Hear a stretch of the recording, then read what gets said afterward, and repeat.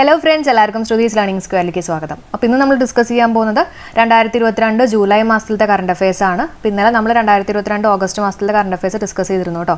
അപ്പോൾ നമുക്ക് സ്റ്റാർട്ട് ചെയ്യാം. ആദ്യത്തെ പോയിന്റ്, സർക്കാർ ജീവനക്കാരുടെയും പെൻഷൻകാരുടെയും ആരോഗ്യ ഇൻഷുറൻസ് പദ്ധതി നിങ്ങൾക്ക് എല്ലാവർക്കും അറിയാവുന്നതാണ് മെഡിസെപ്പ്.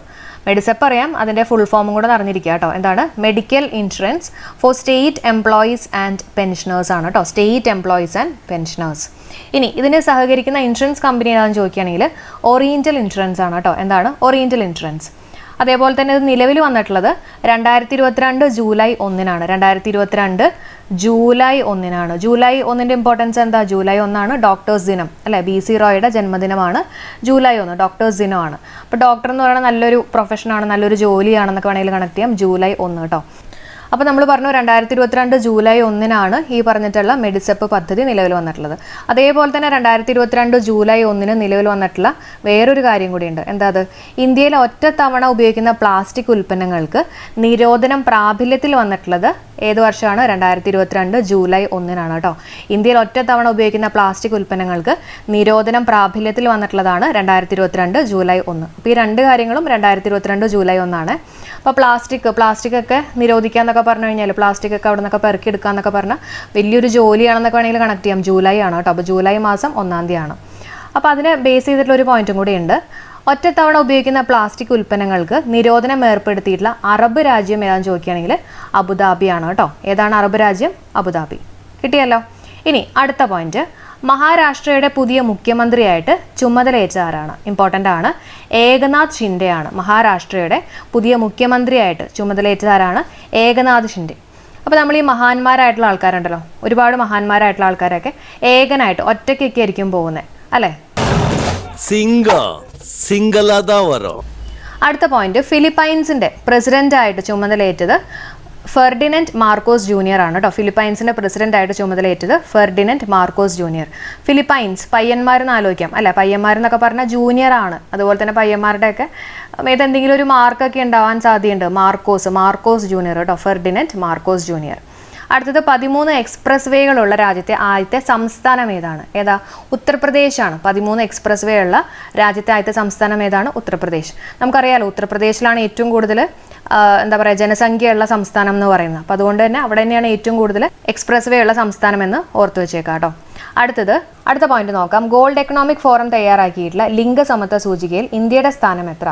ആൻസർ 135 ആണ്. അതായത് ജെൻഡർ ഇക്വാലിറ്റി ഇൻഡെക്സിലെ ഇന്ത്യയുടെ സ്ഥാനം ചോദിക്കുകയാണെങ്കിൽ 135. ഓഡ് നമ്പർ ആണ് കേട്ടോ. Odd number 135. അപ്പോൾ ടോട്ടൽ 146 രാജ്യങ്ങളുണ്ടായിരുന്നു. അപ്പോൾ അതിനകത്ത് ഇന്ത്യയുടെ സ്ഥാനമാണ് 135 കേട്ടോ. അതിൽ ഫസ്റ്റ് വന്നിട്ടുള്ള രാജ്യം ചോദിക്കുകയാണെങ്കിൽ ഐസ്ലാൻഡ് ആണ് കേട്ടോ. ഐസ്ലാൻഡ് ആണ്. അതിൻ്റെ ഒപ്പം തന്നെ ഓർത്ത് വെച്ചേക്കുക, ആരോഗ്യ അതിജീവന ഉപസൂചികയിൽ ഇന്ത്യയുടെ സ്ഥാനം എത്രയാണ്? 146 ആണ് കേട്ടോ. ഏറ്റവും ലാസ്റ്റാണ് ഇന്ത്യ.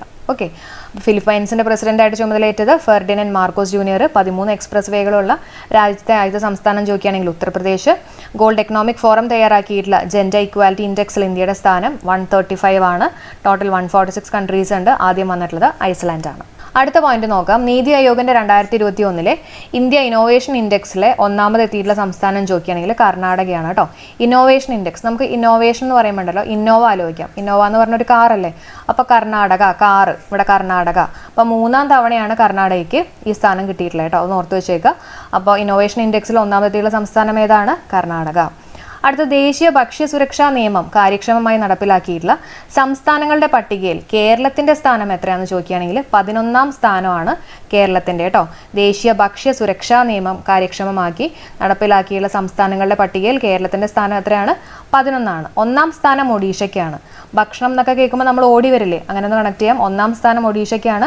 കേരളത്തിന്റെ സ്ഥാനം 11. കേരളത്തിന്റെ സ്ഥാനം 11. അതുപോലെ തന്നെ ദേശീയ ഭക്ഷ്യ സുരക്ഷാ നിയമം നിലവിൽ വന്നിട്ടുള്ളത് 2013-നാണ് കേട്ടോ. അപ്പോൾ 13 എന്ന് പറയുമ്പോൾ അത്ര നല്ല നമ്പർ അല്ലല്ലോ. അപ്പോൾ ഭക്ഷ്യ സുരക്ഷയായിട്ടൊക്കെ ഒന്ന് വെറുതെ കണക്ട് ചെയ്യുക. പെട്ടെന്നൊക്കെ അത് ചീത്തയായി പോകാനുള്ള സാധ്യതയൊക്കെ ഉണ്ട്. ഭക്ഷണമല്ലേ? അപ്പം അങ്ങനെ നമുക്ക് ഒരു നല്ല നമ്പർ അല്ല 13 എന്നുള്ള രീതിയിൽ വെറുതെ ഒന്ന് കണക്ട് ചെയ്യാം കേട്ടോ. അടുത്ത പോയിന്റ് നോക്കാം. ഏറ്റവും കൂടുതൽ കാലം ജപ്പാൻ പ്രധാനമന്ത്രിയായിരുന്ന വ്യക്തി 2022 ജൂലൈ 8 വെടിയേറ്റ് കൊല്ലപ്പെട്ടു. ആരാണത്? ഷിൻസോ ആബെ ആണ് അല്ലെ, ഷിൻസോ ആബെ. അപ്പോൾ 2021 പത്മവിഭൂഷൺ നൽകി ആദരിച്ചിട്ടുണ്ട് കേട്ടോ. ആ ഒരു പോയിന്റ് ഓർത്ത് വെച്ചേക്കുക. അതിനൊപ്പം തന്നെ ഓർത്ത് വെച്ചേക്കുക, ജപ്പാനിലെ പുതിയ പ്രൈം മിനിസ്റ്റർ ആണ് ഫ്യൂമിയോ കിഷിഡ. ആരാണ്? Fumio Kishida. അപ്പോൾ 100ാമത്തെ പ്രൈം മിനിസ്റ്റർ ആണ് കേട്ടോ. 100ാമത്തെ പ്രൈം മിനിസ്റ്റർ ആണ് ഫ്യൂമിയോ കിഷിഡ എന്നുള്ളതും കൂടെ ഓർത്ത് വെക്കുക. ജപ്പാൻ എന്ന് പറയുമ്പോൾ പാൻ ആലോചിച്ചൂടെ, പാൻ. ഈ പാനൊക്കെ ചൂടായി കഴിയുമ്പോൾ ഫ്യൂംസ് വരില്ലേ, പുക വരില്ലേ. അപ്പോൾ അങ്ങനെ നമുക്ക് ഫ്യൂമിയോ കിഷിഡ ഒന്ന് ഓർത്ത് വെക്കുക കേട്ടോ. അടുത്ത പോയിന്റ് നോക്കാം. മുൻ പ്രധാനമന്ത്രി അടൽ ബിഹാരി വാജ്പേയിയുടെ ജീവിതം ആസ്പദമാക്കി ഒരുങ്ങുന്ന ചലച്ചിത്രം ഏതാണ്? മേ രഹു, യാന രഹു, യേ ദേശ് രഹന ചാഹിയെ അടൽ എന്നുള്ളതാണ് കേട്ടോ. അപ്പം ഇത് മലയാളിയായിട്ടുള്ള ഉല്ലേഖിൻ്റെ the untold Vajpayee politician and paradox എന്ന് പറഞ്ഞിട്ടുള്ള പുസ്തകത്തിൻ്റെ ചലച്ചിത്ര ആവിഷ്കാരമാണെന്നും കൂടെ ഓർത്ത് വയ്ക്കുക കേട്ടോ. ഇതിൻ്റെ ഡയറക്ടർ ചോദിക്കുകയാണെങ്കിൽ സന്ദീപ് സിംഗ് ആണ്. അപ്പോൾ അതേപോലെ തന്നെ മേജർ സന്ദീപ് ഉണ്ണികൃഷ്ണൻ്റെ ജീവിതം ആസ്പദമാക്കിയിട്ടുള്ള സിനിമയാണ് മേജർ. അപ്പോൾ ഇത് രണ്ടും ഒരുമിച്ചൊന്ന് പഠിച്ചു വെച്ചേക്കുക. മുൻ പ്രധാനമന്ത്രി അടൽ ബിഹാരി വാജ്പേയിയുടെ ജീവിതം ആസ്പദമാക്കി ഒരുങ്ങുന്ന ചലച്ചിത്രം ഏതാണ്? മേ രഹു, യാന രഹു, യേ ദേശ് രഹന ചാഹിയെ അടൽ. അത് അതിൻ്റെ ഡയറക്ടർ ആരാന്ന് ചോദിക്കുകയാണെങ്കിൽ സന്ദീപ് സിംഗ് ആണ്. അതുപോലെ തന്നെ മേജർ സന്ദീപ് ഉണ്ണികൃഷ്ണൻ്റെ ജീവിതം ആസ്പദമാക്കിയിട്ടുള്ള സിനിമ ഏതാണെന്ന് ചോദിക്കുകയാണെങ്കിൽ മേജറാണ്. അടുത്ത ഇമ്പോർട്ടൻ്റ് ആയിട്ടുള്ള ഷുവറായിട്ടും ചോദിക്കാൻ സാധ്യതയുള്ള ഒരു ചോദ്യമാണ് ഇന്ത്യയുടെ 15ാമത്തെ രാഷ്ട്രപതിയായിട്ട് അധികാരമേറ്റുള്ളതാണ് ദ്രൗപദി മുർമു. അപ്പോൾ ഇതിനെക്കുറിച്ച് ഡീറ്റെയിൽഡ് ആയിട്ടുള്ള ഒരു ചെറിയൊരു വീഡിയോ ഞാൻ ചെയ്തിട്ടുണ്ട്. അതിൻ്റെ ലിങ്ക് ഞാൻ ഡിസ്ക്രിപ്ഷനിൽ കൊടുക്കാം. എല്ലാവരും നിർബന്ധമായിട്ട് ആ വീഡിയോ കാണണം കേട്ടോ. ഇംഗ്ലണ്ടിലെ ലസ്റ്റർ ക്രിക്കറ്റ് ഗ്രൗണ്ടിന് ഏത് ഇന്ത്യൻ താരത്തിൻ്റെ പേരാണ് നൽകിയത്? ഇന്ത്യയിലെ ലസ്റ്റർ ക്രിക്കറ്റ് ഗ്രൗണ്ടിന് ഏത് ഇന്ത്യൻ താരത്തിൻ്റെ പേരാണ് നൽകിയത്? സുനിൽ ഗവാസ്കർ. ലസ്റ്റർ ഗവാസ്കർ അങ്ങനെ ഒന്ന് കണക്ട് ചെയ്യാം കേട്ടോ. സുനിൽ ഗവാസ്കർ. 2021 ഏറ്റവും കൂടുതൽ തവണ നിയമസഭാ സമ്മേളനം നടന്നിട്ടുള്ള സംസ്ഥാനം ഏതാണ്? നമ്മുടെ കേരളമാണ് കേട്ടോ. 2021 ഏറ്റവും കൂടുതൽ തവണ നിയമസഭാ സമ്മേളനം നടന്നിട്ടുള്ള സംസ്ഥാനം ചോദിക്കുകയാണെങ്കിൽ നമ്മുടെ കേരളം. ഇന്ത്യയിൽ വാനര വസൂരി ആദ്യമായിട്ട് റിപ്പോർട്ട് ചെയ്തിട്ടുള്ള സംസ്ഥാനം ഏതാ? കേരളമാണ്. ഇന്ത്യയിൽ ആദ്യമായിട്ട് മങ്കി പോക്സ് അല്ലെങ്കിൽ വാനര വസൂരി ആദ്യമായിട്ട് റിപ്പോർട്ട് ചെയ്തിട്ടുള്ള സംസ്ഥാനം ചോദിക്കുകയാണെങ്കിൽ നമ്മുടെ കേരളമാണ്. അപ്പോൾ ഇവിടെ തന്നെ കേരളത്തിൽ ആദ്യം സ്ഥിരീകരിച്ചിട്ടുള്ള എവിടെയാണെന്ന് ചോദിക്കുകയാണെങ്കിൽ എവിടെയാണ്? കൊല്ലം ജില്ലയിലാണ്. അതുപോലെ തന്നെ ആദ്യത്തെ മരണം റിപ്പോർട്ട് ചെയ്തിട്ടുള്ളത് തൃശ്ശൂരാണ് കേട്ടോ.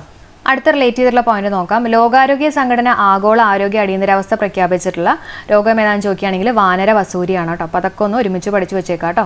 അടുത്ത point, Kerala knowledge economy mission ഡയറക്ടറായിട്ട് നിയമിതനായിട്ടുള്ള ആരാന്ന് ചോദിക്കുകയാണെങ്കിൽ doctor PS Sreekala. Doctor PS ശ്രീകലയെ കുറിച്ച് നമ്മൾ എപ്പോഴോ ഒരു പോയിന്റ് പഠിച്ചിട്ടുണ്ടായിരുന്നല്ലോ. എന്തായിരുന്നു? കേരള ഭാഷാ ഇൻസ്റ്റിറ്റ്യൂട്ടിൻ്റെ പ്രഥമ വനിതാ ഡയറക്ടറായിട്ട് നിയമിതയായതാണ് PS ശ്രീകല. നമ്മൾ പറഞ്ഞിരുന്നു നമ്മുടെ ഭാഷയിനകത്ത് ഒരുപാട് ചന്ദ്രകലയൊക്കെ ഉണ്ടാവും അല്ലേ. അപ്പം അങ്ങനെ നമുക്ക് ശ്രീകല ഒന്ന് കണക്ട് ചെയ്യാലോ. അതേപോലെ തന്നെ കേരള നോളേജ് ഇക്കോണമി മിഷൻ ഡയറക്ടറായിട്ട് നിയമിതയായിട്ടുള്ള ആരാന്ന് ചോദിക്കുകയാണെങ്കിലും PS ശ്രീകല തന്നെയാണ് കേട്ടോ. ഇനി എന്താണ് കേരള നോളേജ് ഇക്കോണമി മിഷൻ എന്ന് പറഞ്ഞു കഴിഞ്ഞാൽ? അതായത് കേരളത്തിൽ തൊഴിൽ രഹിതരായിട്ടുള്ളവരുടെ എണ്ണം കുറയ്ക്കാൻ വേണ്ടിയും അതായത് തൊഴിലവസരങ്ങളൊക്കെ സൃഷ്ടിക്കാൻ വേണ്ടിയിട്ട് കേരള സർക്കാർ ആരംഭിച്ചിട്ടുള്ള ഒരു പദ്ധതിയാണ് ഈ പറഞ്ഞിട്ടുള്ള കേരള നോളേജ് ഇക്കോണമി മിഷൻ കേട്ടോ. അപ്പോൾ അതിൻ്റെ ഡയറക്ടറാണ് ഈ പറഞ്ഞിട്ടുള്ള ഡോക്ടർ PS ശ്രീകല. അപ്പോൾ നമ്മുടെ കേരള ഭാഷയെ കുറിച്ച് പറഞ്ഞപ്പോഴാണ് ലോകമെമ്പാടും മലയാള ഭാഷയും സംസ്കാരവും പ്രചരിപ്പിക്കുന്നതിന് വേണ്ടിയിട്ട് കേരള സർക്കാർ ആരംഭിച്ചിട്ടുള്ള സംരംഭം ഏതാ? മലയാള മിഷനാണ് അല്ലേ. മലയാള മിഷൻ്റെ ഡയറക്ടർ ആരാണ്? മുരുകൻ കാട്ടാക്കട. അതൊന്ന് ഓർത്ത് വയ്ക്കുക കേട്ടോ. മലയാള മിഷൻ്റെ ഡയറക്ടർ ആരാണ്? മുരുകൻ കാട്ടാക്കട. അടുത്തത്, കേരള സംസ്ഥാന വിജിലൻസ് മേധാവിയായിട്ട് നിയമിതനായിട്ടുള്ളത് ADGP മനോജ് എബ്രഹാം ആണ്. നമ്മൾ ഇന്നലെ പറഞ്ഞിരുന്നതാണ്. സെൻട്രൽ വിജിലൻസ് കമ്മീഷണർ ആരാണ്? സുരേഷൻ പട്ടേൽ. നമ്മൾ പറഞ്ഞിരുന്നു പട്ട അല്ലെങ്കിൽ ചാരായൊക്കെ കുടിക്കുന്ന സമയത്ത് കുറച്ച് വിജിലൻ്റ് ആയിട്ട് ഇരിക്കണം, പോലീസൊക്കെ പിടിക്കും അല്ലേ. അപ്പോൾ സെൻട്രൽ വിജിലൻസ് കമ്മീഷണറാണ് സുരേഷൻ പട്ടേൽ. അതേസമയം കേരള സംസ്ഥാന വിജിലൻസ് മേധാവിയായിട്ട് നിയമിതനായിട്ടുള്ളത് ADGP മനോജ് എബ്രഹാം ആണ് കേട്ടോ. അപ്പം നമ്മുടെ മനസ്സ് വെച്ചിട്ടൊക്കെയാണ് നമ്മൾ കുറച്ച് വിജിലൻ്റ് ആയിട്ടൊക്കെ നിൽക്കേണ്ടത് എന്നുള്ള രീതിയിൽ വേണമെങ്കിൽ കണക്ട് ചെയ്യാം. മനോജ് എബ്രഹാം ആണ് കേട്ടോ. അടുത്തത്, ദൈവത്തിൻ്റെ അവകാശികൾ എന്ന പുസ്തകം രചിച്ചത് പ്രേംകുമാർ ആണ്. ദൈവത്തിൻ്റെ അവകാശികൾ എന്ന പുസ്തകം രചിച്ചത് പ്രേംകുമാർ ആണ്. പ്രേംകുമാർ ആരാണ്? ചലച്ചിത്ര അക്കാദമിയുടെ വൈസ് ചെയർമാൻ ആയിട്ടും പ്രേംകുമാർ, നമ്മുടെ ചലച്ചിത്ര നടനായിട്ടുള്ള പ്രേംകുമാർ ചലച്ചിത്ര അക്കാദമിയുടെ വൈസ് ചെയർമാനും കൂടിയാണ് പ്രേംകുമാർ എന്നുള്ളത് ഓർത്തു വെച്ചേക്കാം. ഓക്കെ. അപ്പോൾ കേരള സംസ്ഥാന വിജിലൻസ് മേധാവിയായിട്ട് നിയമിതനായിട്ടുള്ളത് Manoj Abraham. Central vigilance commissioner Sureshan Patel. ദൈവത്തിൻ്റെ അവകാശികൾ എന്ന പുസ്തകം രചിച്ചത് പ്രേംകുമാർ. ചലച്ചിത്ര അക്കാദമി വൈസ് ചെയർമാൻ ആരാണെന്ന് ചോദിക്കുകയാണെങ്കിൽ പ്രേംകുമാർ തന്നെ. അടുത്ത പോയിന്റ് നോക്കാം. 2021 JC ഡാനിയൽ പുരസ്കാര ജേതാവ് KP കുമാരനാണ് കേട്ടോ. അപ്പോൾ ഈ JC ഡാനിയൽ പുരസ്കാരം എന്ന് പറയുന്നത് ചലച്ചിത്ര രംഗത്തെ സമഗ്ര സംഭാവനയ്ക്ക് നൽകുന്ന ഏറ്റവും പരമോന്നതമായിട്ടുള്ള പുരസ്കാരമാണ് JC ഡാനിയൽ പുരസ്കാരം. 2021 കിട്ടിയിട്ടുള്ളത് KP കുമാരനാണ് കേട്ടോ. അപ്പോൾ നമുക്ക് ഈ JC ഡാനിയൽ പുരസ്കാരം എന്ന് പറയുമ്പോൾ ജേഴ്സി ആലോചിക്കാം. ഓക്കെ, അപ്പോൾ ഈ ജേഴ്സി ഒക്കെ ഇട്ട് നടക്കുന്ന ഒരു കുമാരനെ ആലോചിക്കാം കേട്ടോ, കുമാരൻ. അപ്പോൾ 2021 കിട്ടിയിട്ടുള്ളത് KP കുമാരൻ. 2020 കിട്ടിയിട്ടുള്ളത് P ജയചന്ദ്രൻ ആണ് കേട്ടോ. ജേഴ്സി ഒക്കെ ഇട്ടിട്ട് ജയിച്ചു വരിക എന്നുള്ള രീതിയിൽ കണക്ട് ചെയ്യാലോ. P ജയചന്ദ്രൻ. 2020 P ജയചന്ദ്രൻ. 2019 കിട്ടിയിട്ടുള്ളത് ഹരിഹരൻ ആണ് കേട്ടോ. 2019 കിട്ടിയിട്ടുള്ളത് ഹരിഹരനാണ്. അതുപോലെ തന്നെ 2018 കിട്ടിയിട്ടുള്ളത് ഷീല. ഈ എസ് മാറ്റിയിട്ട് ഇങ്ങനെ കണക്ട് ചെയ്ത് കഴിഞ്ഞാൽ 8 ആയിട്ട് വരും കേട്ടോ. അപ്പോൾ 2018 കിട്ടിയിട്ടുള്ളതാണ് ഷീല. ഓക്കെ, അപ്പോൾ 2021 കിട്ടിയിട്ടുള്ളത് KP കുമാരൻ എന്നുള്ളത് ഓർത്ത് വെച്ചേക്കുക. അടുത്ത പോയിന്റ് നോക്കാം. കുമാരൻ ആശാന്റെ ജീവിതത്തെ ആസ്പദമാക്കിയിട്ട് ഗ്രാമവൃക്ഷത്തിലെ കുയിൽ എന്ന സിനിമ സംവിധാനം ചെയ്തിട്ടുണ്ട് കേട്ടോ. അതും കൂടെ ഓർത്ത് വയ്ക്കുക. അപ്പോൾ ആരുടെ ജീവിതത്തെ ആസ്പദമാക്കിയിട്ടാണ് ഈ ഒരു സിനിമ സംവിധാനം ചെയ്തിട്ടുള്ളത്? കുമാരനാശാന്റെ ജീവിതത്തെ ആസ്പദമാക്കിയിട്ടാണ് കേട്ടോ. ഗ്രാമവൃക്ഷത്തിലെ കുയിൽ എന്നുള്ളത് ഓർത്ത് വയ്ക്കുക. അതേപോലെ തന്നെ ചിന്താ രവീന്ദ്ര പുരസ്കാരം ലഭിച്ചിട്ടുണ്ട് കേട്ടോ. KP കുമാരന് ചിന്താ രവീന്ദ്ര പുരസ്കാരം ലഭിച്ചിട്ടുണ്ട്. അപ്പോൾ KP കുമാരനെ കുറിച്ചുള്ള പോയിന്റ്സുകളെന്ന് പറഞ്ഞ് JC ഡാനിയൽ പുരസ്കാരം 2021 JC ഡാനിയൽ പുരസ്കാര ജേതാവാണ് KP കുമാരൻ. കുമാരനാണ്. അതുപോലെ തന്നെ ഈ കുമാരൻ ഭയങ്കരമായിട്ട് ചിന്തിച്ചിരിക്കുന്ന ഒരു കുമാരനാണെന്ന് ആലോചിക്കാം. ചിന്താ രവീന്ദ്ര പുരസ്കാരം ലഭിച്ചിട്ടുണ്ട്. അതുപോലെ തന്നെ ചിന്തിച്ചിരിക്കുന്നത് ഒരു വൃക്ഷത്തിലെ കുയിലിനൊക്കെ നോക്കിയിട്ടാണ് ചിന്തിച്ചിരിക്കുന്നത് എന്നുള്ള രീതിയിൽ കണക്ട് ചെയ്യാം. ഗ്രാമവൃക്ഷത്തിലെ കുയിൽ എന്ന സിനിമ സംവിധാനം ചെയ്തിട്ടുണ്ട്. അടുത്ത പോയിന്റ് നോക്കാം. രാജ്യത്തെ മികച്ച കാർഷിക ശാസ്ത്ര സാങ്കേതിക സ്ഥാപനത്തിന് നൽകുന്ന സർദാർ വല്ലഭായ് പട്ടേൽ പുരസ്കാരം ഏതാണ് കിട്ടിയിട്ടുള്ളത്? Kozhikode Indian institute of spices research. അപ്പോൾ നമുക്കറിയാം ഇന്ത്യൻ ഇൻസ്റ്റിറ്റ്യൂട്ട് ഓഫ് സ്പൈസസ് റിസർച്ചിൻ്റെ ഏത് ജില്ലയാണെന്ന് ചോദിക്കുകയാണെങ്കിൽ കോഴിക്കോട് ജില്ലയാണ്. നമ്മൾ കണക്ട് ചെയ്ത് പറഞ്ഞിട്ടുണ്ട്. ഈ കോഴിക്കറിയിൽ ഒരുപാട് സ്പൈസസ് ഒക്കെ ഇടും എന്നുള്ള രീതിയിലൊക്കെ നമ്മൾ കണക്ട് ചെയ്ത് പറഞ്ഞിട്ടുള്ളതാണ് കേട്ടോ. അപ്പോൾ അതിൻ്റെ ഒപ്പം തന്നെ പഠിച്ചു വെച്ചേക്കുക. രാജ്യത്തെ മികച്ച കാർഷിക ശാസ്ത്ര സാങ്കേതിക സ്ഥാപനത്തിന് നൽകുന്ന സർദാർ വല്ലഭായ് പട്ടേൽ പുരസ്കാരം കിട്ടിയിട്ടുള്ളത് Kozhikode Indian institute of spices റിസർച്ചിനാണ് കേട്ടോ. മികച്ച കർഷകർക്കുള്ള പണ്ഡിറ്റ് ദീൻദയാൽ ഉപാധ്യായ അന്ത്യോദയ കൃഷി ദേശീയ പുരസ്കാരം കിട്ടിയിട്ടുള്ളത് ബിന്ദു ജോസഫിനാണ്. ആർക്കാണ്? ബിന്ദു ജോസഫ്. 2022 ജൂലൈയിൽ ഇന്ത്യൻ നേവി ഡീകമ്മീഷൻ ചെയ്തിട്ടുള്ള അന്തർവാഹിനി ഏതാണെന്ന് ചോദിക്കുകയാണെങ്കിൽ INS സിന്ധു ധ്വജ് ആണ് കേട്ടോ. 2022 ജൂലൈയിൽ ഇന്ത്യൻ നേവി ഡീകമ്മീഷൻ ചെയ്തിട്ടുള്ള അന്തർവാഹിനി ഏതാണ്? INS സിന്ധു ധ്വജ്. അപ്പോൾ സിന്ധു എന്ന് പറഞ്ഞപ്പോഴാണ് 2022 സിംഗപ്പൂർ ഓപ്പൺ ബാഡ്മിൻ്റൺ കിരീടം നേടിയിട്ടുള്ളത് PV സിന്ധു ആണ്. അപ്പോൾ സിംഗപ്പൂർ സിന്ധു കേട്ടോ, രണ്ടും SS ആണ്. 2022 സിംഗപ്പൂർ ഓപ്പൺ ബാഡ്മിൻ്റൺ കിരീടം നേടിയിട്ടുള്ളത് PV സിന്ധു. സിന്ധു ധ്വജ് എന്തായിരുന്നു? 2022 ജൂലൈയിൽ ഇന്ത്യൻ നേവി ഡീകമ്മീഷൻ ചെയ്തിട്ടുള്ള അന്തർവാഹിനിയാണ് INS സിന്ധു ധ്വജ്. അടുത്ത പോയിന്റ് നോക്കാം. ഇന്ത്യയിൽ രൂപപ്പെട്ട ഒമിക്രോണിന്റെ പുതിയ ഉപവകഭേദം ഏതാണ്? BA 2.75 ആണ് കേട്ടോ. അപ്പോൾ നമ്മുടെ ഒമിക്രോൺ ഇപ്പോൾ BA എടുത്തു എന്നൊക്കെ ആലോചിക്കുക. MA BA എന്നൊക്കെ പറയില്ല, അങ്ങനെ BA കേട്ടോ. BA എന്ന് പറയുമ്പോൾ 2 ആൽഫബറ്റ്സ് ആണ്. അപ്പോൾ 2.75, 7ഉം 5ഉം തമ്മിലുള്ള ഡിഫറൻസ് 2. BA 2.75. അടുത്ത ചട്ടമ്പി സ്വാമി ക്ഷേത്രവും പഠന കേന്ദ്രവും നിലവിൽ വന്നത് എവിടെയാണ്? കണ്ണമ്മൂലയാണ് കേട്ടോ. ചട്ടമ്പി സ്വാമിയുടെ ജന്മ പ്രദേശമായിട്ടുള്ള കണ്ണമ്മൂല തന്നെയാണ് കേട്ടോ. അടുത്ത പോയിന്റ് നോക്കാം. ശിശു മരണങ്ങൾ ഇല്ലാത്ത രാജ്യം എന്ന അസാധാരണ നേട്ടം കൈവരിച്ചിട്ടുള്ളത് ക്യൂബയാണ്. അപ്പോൾ നമുക്ക് ചെറിയൊരു കണക്ഷൻ കൊടുക്കാം. ഇപ്പോൾ എന്തെങ്കിലും ശിശുക്കൾക്കൊക്കെ എന്തെങ്കിലും ആക്സിഡൻ്റ് ഒക്കെ പറ്റിക്കഴിഞ്ഞാൽ നമ്മൾ ഈ ഐസ് ക്യൂബ് ഒക്കെ വെച്ചിട്ട് അതൊക്കെ ഒന്ന് പ്രിവെൻറ്റ് ചെയ്യുന്നുള്ള രീതിയിൽ ആലോചിക്കുക. ഓക്കെ, അപ്പോൾ ക്യൂബ്, ഐസ് ക്യൂബ്, ക്യൂബ എന്നുള്ള രീതിയിൽ ഓർത്ത് വയ്ക്കുക കേട്ടോ. അടുത്ത പോയിന്റ് നോക്കാം. ഏഷ്യയിലെ കാപ്പി ഉൽപ്പാദനത്തിൽ 3ാം സ്ഥാനത്ത് നിൽക്കുന്ന രാജ്യമാണ് ഇന്ത്യ. അപ്പോൾ കാപ്പി ഉൽപ്പാദനത്തിൽ കോഫിയുടെ പ്രൊഡക്ഷനിൽ 3ാം സ്ഥാനത്ത് നിൽക്കുന്ന രാജ്യമാണ് ഇന്ത്യ കേട്ടോ. ഫസ്റ്റ് പൊസിഷൻ ബ്രസീലിനാണ് കേട്ടോ. ആദ്യത്തെ സ്ഥാനത്ത് നിൽക്കുന്നത് ബ്രസീലാണ് കോഫിയുടെ കേസിൽ. അടുത്ത റബ്ബർ ഉൽപ്പാദനത്തിൽ ഇന്ത്യയുടെ സ്ഥാനം എത്രയാണ്? 4ാം സ്ഥാനമാണ്. റബ്ബർ ഉൽപ്പാദനത്തിൽ ഇന്ത്യയുടെ സ്ഥാനം എത്രയാണ്? 4ാം സ്ഥാനം. ഫസ്റ്റ് ആർക്കാണ്? തായ്ലാൻഡ് ആണ്. ഓക്കെ, അപ്പോൾ റബ്ബറിൻ്റെ ഒക്കെ തൈ എന്നുള്ള രീതിയിൽ കണക്ട് ചെയ്യാലോ, റബ്ബർ തൈ കേട്ടോ. അപ്പോൾ ആദ്യത്തെ സ്ഥാനം തായ്ലാൻഡ്, ഇന്ത്യയുടെ സ്ഥാനം 4ാം സ്ഥാനം. കോഫിയുടെ കേസാണെങ്കിൽ ഇന്ത്യയുടെ സ്ഥാനം 3ാം സ്ഥാനം, ആദ്യത്തത് ബ്രസീലാണ് കേട്ടോ. അടുത്ത പോയിന്റ് നോക്കാം. ടെസ്റ്റ് ക്രിക്കറ്റിൽ ഒരു ഓവറിൽ ഏറ്റവും കൂടുതൽ റൺസ് നേടിയിട്ടുള്ള താരം ആരാന്ന് ചോദിക്കുകയാണെങ്കിൽ ജസ്പ്രീത് ബുംറയാണ് കേട്ടോ. ടെസ്റ്റ് ക്രിക്കറ്റിൽ ഒരു ഓവറിൽ ഏറ്റവും കൂടുതൽ റൺസ് നേടിയിട്ടുള്ള താരമാണ് ജസ്പ്രീത് ബുംറ. അങ്ങനെ എല്ലാവരുടെയും പ്രീതിയൊക്കെ സമ്പാദിച്ചു എന്നുള്ള രീതിയിൽ കണക്ട് ചെയ്തോളൂ കേട്ടോ. ആണുങ്ങൾക്ക് അറിയായിരിക്കും ജസ്പ്രീത് ബുംറ, പക്ഷേ എന്താ പറയുക, സ്ത്രീകൾക്ക് സ്പോർട്സിൽ അധികം ഇതില്ലാത്തതുകൊണ്ട് ഞാൻ ജസ്റ്റ് കണക്ട് ചെയ്തതാണ് കേട്ടോ, ജസ്പ്രീത് ബുംറ. അപ്പോൾ അതിൻ്റെ ഒപ്പം തന്നെ ടെസ്റ്റ് ക്രിക്കറ്റിൽ ഒരു ഓവറിൽ ഏറ്റവും കൂടുതൽ റൺസ് നേടിയിട്ടുള്ള ബാറ്റർ എന്ന ബഹുമതി ഇന്ത്യൻ താരം ജസ്പ്രീത് ബുംറയ്ക്കാണ്.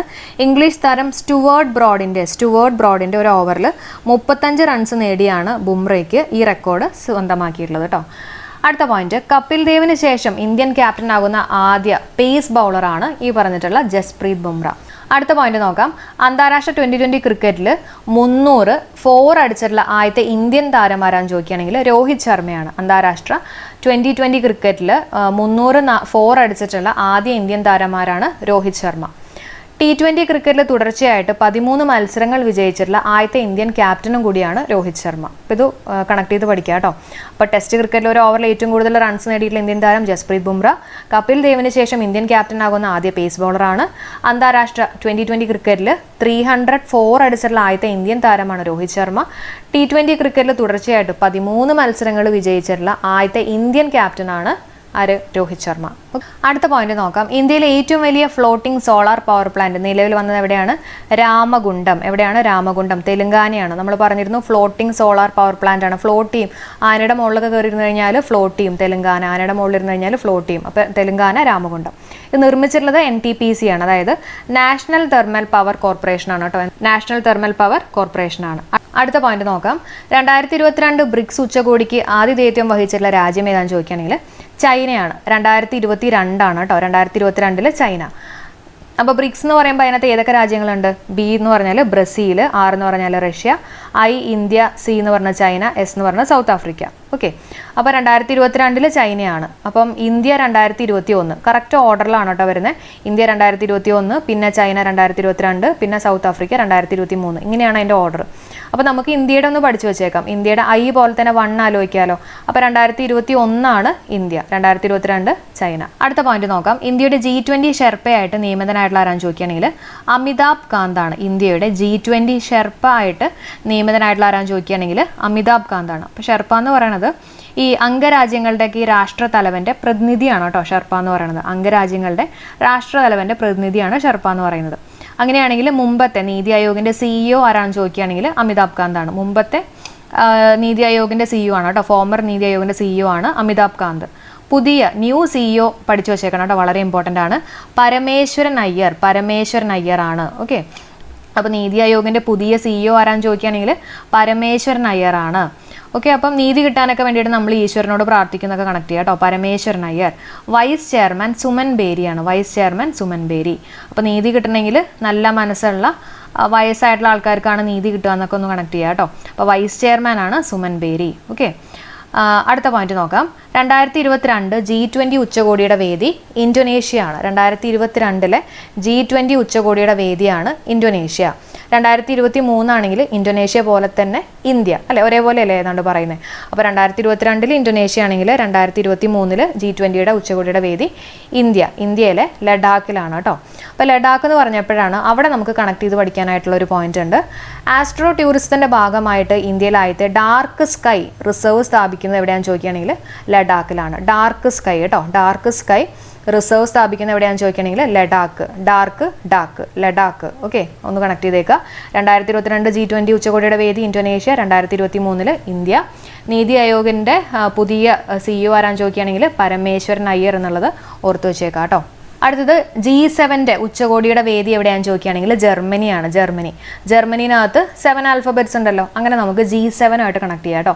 G7 48ാമത് G7 ഉച്ചകോടിയുടെ വേദി എവിടെയാണ്? ജർമ്മനി. അടുത്ത പോയിന്റ് നോക്കാം.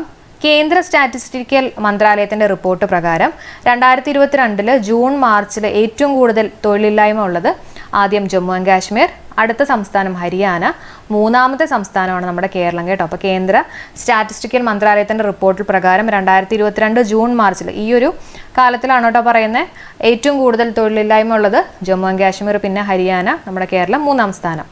രാജ്യത്തെ ഏറ്റവും പ്രായം കുറഞ്ഞ നിയമസഭാ സ്പീക്കർ എന്ന പദവി ലഭിച്ചിട്ടുള്ളത് രാഹുൽ നർവേക്കർ ആണ്. രാജ്യത്തെ ഏറ്റവും പ്രായം കുറഞ്ഞിട്ടുള്ള നിയമസഭാ സ്പീക്കർ ആരാണ്? രാഹുൽ നർവേക്കർ. നമ്മുടെ രാഹുൽ ഗാന്ധിയെ പോലെയൊക്കെ ഒന്ന് ഓർക്കുക കേട്ടോ. രാഹുൽ നർവേക്കർ, മഹാരാഷ്ട്രയാണ് കേട്ടോ.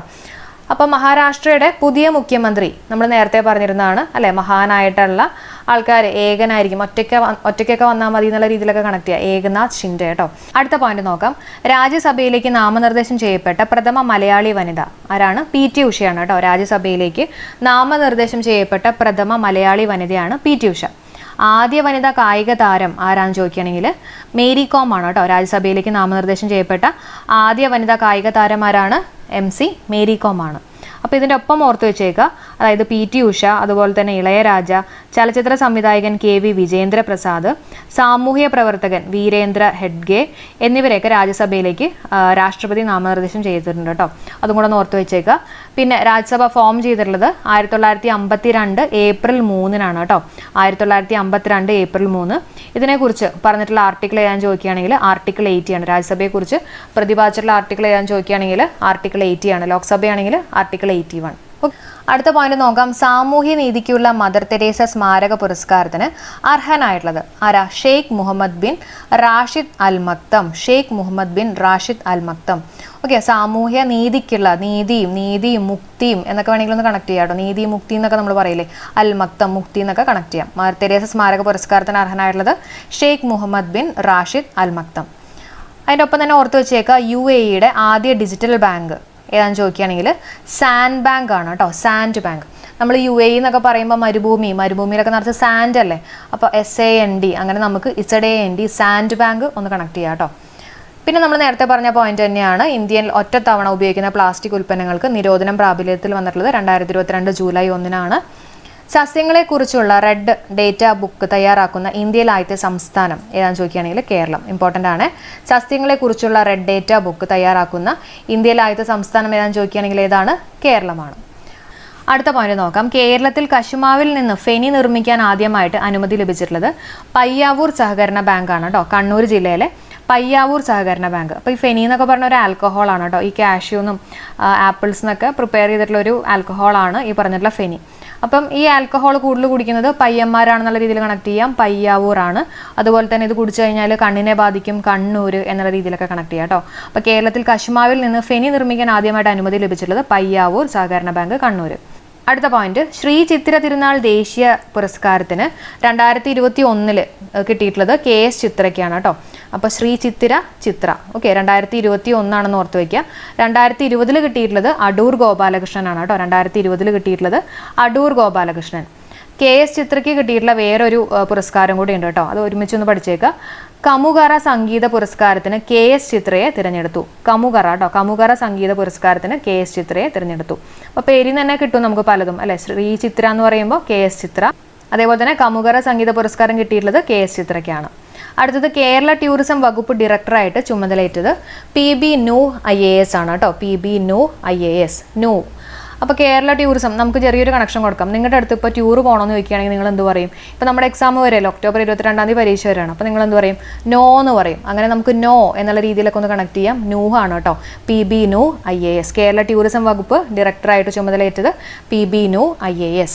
ഭൂജല സമ്പത്തിന്റെ വിവരം ശേഖരിക്കുന്നതിനായിട്ട് സംസ്ഥാന ഭൂജല വകുപ്പ് ആരംഭിച്ചിട്ടുള്ള പദ്ധതി ഭൂജലം ഏതാണ്? വെൽ സെൻസസ് ആണ് കേട്ടോ. വെൽ നമ്മുടെ കിണറൊക്കെ ആലോചിക്കുക കേട്ടോ. വെൽ സെൻസസ് ആണ്.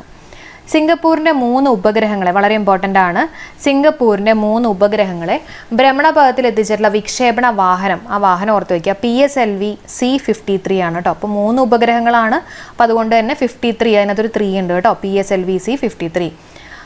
പിന്നെ ഇത് രണ്ടാമത്തെ ദൗത്യമാണ് കേട്ടോ. ISROയുടെ രണ്ടാമത്തെ ദൗത്യമാണ്. ISRO വാണിജ്യ വിഭാഗമായിട്ടുള്ള NISL എന്ന് പറഞ്ഞാൽ ന്യൂ സ്പേസ് ഇന്ത്യ ലിമിറ്റഡിൻ്റെ രണ്ടാമത്തെ ദൗത്യമാണ്.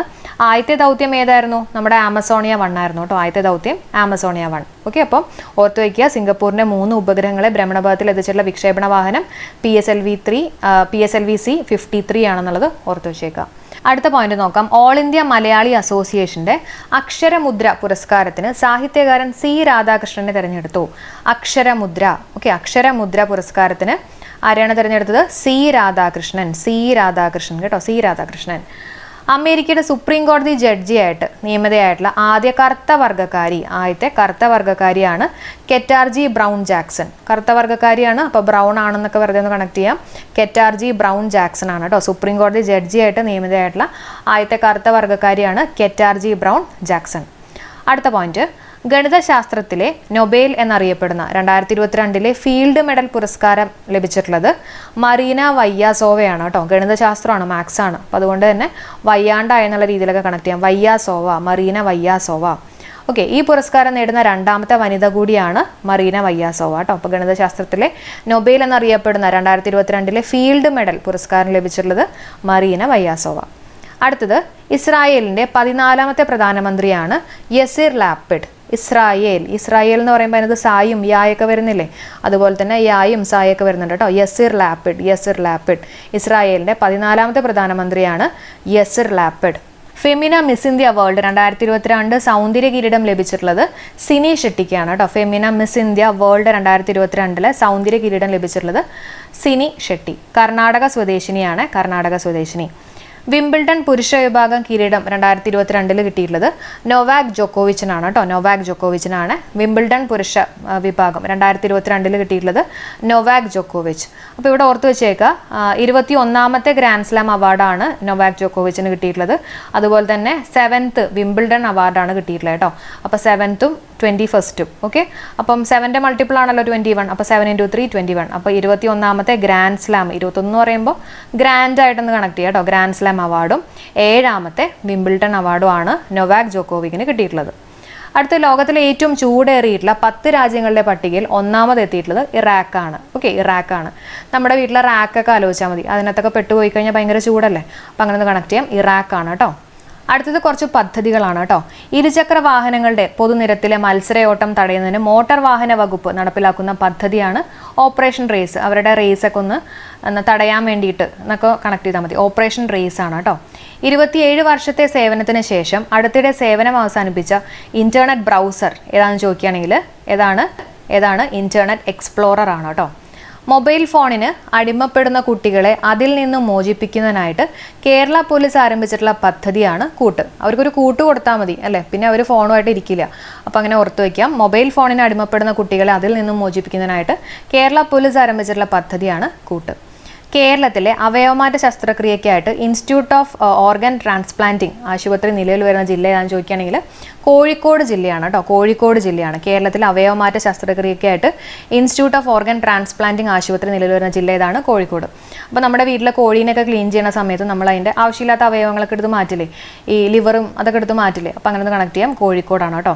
എല്ലായിടങ്ങളിലും സർവീസ് ആരംഭിക്കുന്നതിനായിട്ട് തദ്ദേശ സ്വയംഭരണ സ്ഥാപനങ്ങളുമായിട്ട് ചേർന്ന് KSRTC നടപ്പിലാക്കുന്ന പദ്ധതിയാണ് ഗ്രാമവണ്ടി. എല്ലായിടങ്ങളിലും സർവീസ് ആരംഭിക്കുന്നതിനായിട്ട് തദ്ദേശ സ്വയംഭരണ സ്ഥാപനങ്ങളുമായിട്ട് ചേർന്ന് KSRTC നടപ്പിലാക്കുന്ന പദ്ധതി ഏതാണ്?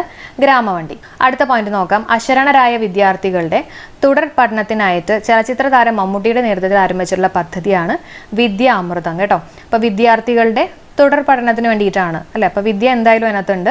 പിന്നെ അശരണരായിട്ടുള്ള വിദ്യാർത്ഥികളുടെയാണ്, അപ്പോൾ അവരെയൊക്കെ ഒരു അമൃതം പോലെയൊക്കെ കാണാം കേട്ടോ. അപ്പോൾ വിദ്യ അമൃതം. അടുത്ത പോയിന്റ് നോക്കാം.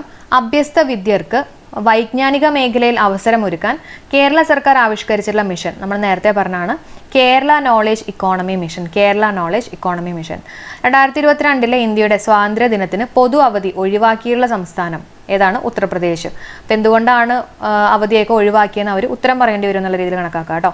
ഉത്തർപ്രദേശ്. ലോക ചെസ് ഒളിമ്പ്യാഡിൻ്റെ ഔദ്യോഗിക ചിഹ്നം നമ്മൾ ഇന്നലെ പറഞ്ഞാണ് തമ്പി എന്ന് പേരുള്ള ഒരു കുതിര അല്ലെ. ലോക ചെസ് ഒളിമ്പ്യാഡിൻ്റെ ഔദ്യോഗിക ചിഹ്നമാണ്. ചെസ്സിൽ കുതിരയൊക്കെ ഉണ്ടാവില്ലേ, അപ്പോൾ തമ്പി എന്ന് പേരുള്ള കുതിരയാണ് കേട്ടോ. ഇനി ഓട്ടിസം ബാധിച്ച കുട്ടികൾക്ക് വേണ്ടി കേരള സംസ്ഥാന സർക്കാർ ആരംഭിച്ചിട്ടുള്ള പദ്ധതിയാണ് കളിക്കൂട്ടം. ഓക്കെ, ഓട്ടിസം ബാധിച്ചിട്ടുള്ള കുട്ടികളുടെ കൂടെ കളിക്കാൻ ഒരു കൂട്ടം ആൾക്കാർ വേണം എന്നുള്ള രീതിയിൽ കണക്ട് ചെയ്യാം. കളിക്കൂട്ടം കേട്ടോ. ഓട്ടിസം ബാധിച്ചിട്ടുള്ള കുട്ടികൾക്ക് വേണ്ടി കേരള സംസ്ഥാന സർക്കാർ ആരംഭിച്ചിട്ടുള്ള പദ്ധതിയാണ് കളിക്കൂട്ടം. ഇന്ത്യയിലെ ആദ്യ വേസ്റ്റ് ഇക്കോ പാർക്ക് നിലവിൽ വന്നിട്ടുള്ള സ്ഥലം ഹോളംബി കലനാണ്. ന്യൂഡൽഹിയിലെ ഹോളംബി കലൻ. ഇന്ത്യയിലെ ആദ്യത്തെ വേസ്റ്റൊക്കെ വന്നു കഴിഞ്ഞാൽ നമ്മളൊരു കോളാമ്പിയിലിടും എന്നുള്ള രീതിയിൽ കണക്ട് ചെയ്യാം കേട്ടോ. ഹോളംബി അല്ലെങ്കിൽ കലത്തിലിടും, കലൻ. ഓക്കെ, ന്യൂഡൽഹിയിലാണ് കേട്ടോ.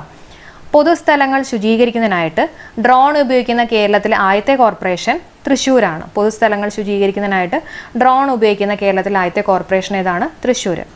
ഹെൻലി പാസ്പോർട്ട് ഇൻഡെക്സ് 2022 പ്രകാരം ലോകത്തിലെ ഏറ്റവും ശക്തമായിട്ടുള്ള പാസ്പോർട്ടുള്ള ജില്ല ഏതാണെന്ന് ചോദിക്കുകയാണെങ്കിൽ ജപ്പാനാണ് കേട്ടോ. ജപ്പാനാണ് ഏറ്റവും ഹെൻലി പാസ്പോർട്ട് ഇൻഡെക്സ് പ്രകാരം ലോകത്തിലെ ഏറ്റവും ശക്തമായിട്ടുള്ള പാസ്പോർട്ടുള്ള രാജ്യം ഏതാണെന്ന് ചോദിക്കുകയാണെങ്കിൽ ജപ്പാനാണ്. അപ്പം പാസ്പോർട്ടും പാൻ കാർഡും ഒന്ന് കണക്ട് ചെയ്യാമല്ലോ. ജപ്പാൻ, അതിനകത്ത് പാൻ ഇല്ലേ, അപ്പോൾ പാസ്പോർട്ടും പാൻ കാർഡും എന്നുള്ള രീതിയിൽ കണക്ട് ചെയ്യാം. ഇന്ത്യയുടെ സ്ഥാനം 87 ആണ് കേട്ടോ. ഓർത്ത് വയ്ക്കുക, ഇന്ത്യയുടെ സ്ഥാനം എത്രയാണ്? 87. അടുത്ത പോയിന്റ് നോക്കാം. സ്വാതന്ത്ര്യ സമര സേനാനിയും സാമൂഹിക പ്രവർത്തകനുമായിരുന്ന KP കരുണാകരൻ്റെ ശില്പം സ്ഥാപിക്കുന്ന സ്ഥലം. കരുണാകരൻ്റെ ശില്പം സ്ഥാപിക്കുന്ന സ്ഥലം കരകുളം. ഇതേപോലെ തന്നെയില്ലേ കരുണാകരൻ? കരകുളം. ധാന്യ വിതരണത്തിൻ്റെ അഭാവം മൂലം ഭക്ഷ്യ അടിയന്തരാവസ്ഥ പ്രഖ്യാപിച്ചിട്ടുള്ള ആഫ്രിക്കൻ രാജ്യം ചാടാണ് കേട്ടോ. ചാടാണ്. ഇപ്പോൾ ഭക്ഷ്യ അടിയന്തരാവസ്ഥ, ഭക്ഷണമൊന്നും കിട്ടുന്നില്ല, നമ്മൾ അവിടുന്ന് ചാടും അല്ലേ, ചാട്. അടുത്തത് കോളറ പടർന്നു പിടിച്ചതിനെ തുടർന്ന് ആരോഗ്യ അടിയന്തരാവസ്ഥ പ്രഖ്യാപിച്ചിട്ടുള്ള സംസ്ഥാനം ഏതാണ്? തമിഴ്നാട്. കോളറ എന്ന് പറയുമ്പോൾ നമുക്ക് ഇതേപോലെ കോളർ ആലോചിക്കാം കേട്ടോ, നമ്മുടെ രജനീകാന്തിന്റെ കോളർ തമിഴ്നാടുമായിട്ട് കണക്ട് ചെയ്യാലോ. ഓക്കെ, അപ്പോൾ കോളറ പടർന്നു പിടിച്ചതിനെ തുടർന്ന് ആരോഗ്യ അടിയന്തരാവസ്ഥ പ്രഖ്യാപിച്ചിട്ടുള്ള സംസ്ഥാനം ചോദിക്കുകയാണെങ്കിൽ തമിഴ്നാടാണ്. അടുത്ത പോയിന്റ്, ഇന്ത്യയുടെ 75ാമത്തെ സ്വാതന്ത്ര്യ ദിനത്തോടനുബന്ധിച്ച് എല്ലാ വീടുകളിലും ത്രിവർണ്ണ പതാക ഉയർത്താൻ ആഹ്വാനം ചെയ്തിട്ടുള്ള കേന്ദ്ര സർക്കാരിന്റെ ക്യാമ്പയിനാണ് ഹർഘർ തിരംഗ്. എന്താണ് ഹർഘർ തിരംഗ്?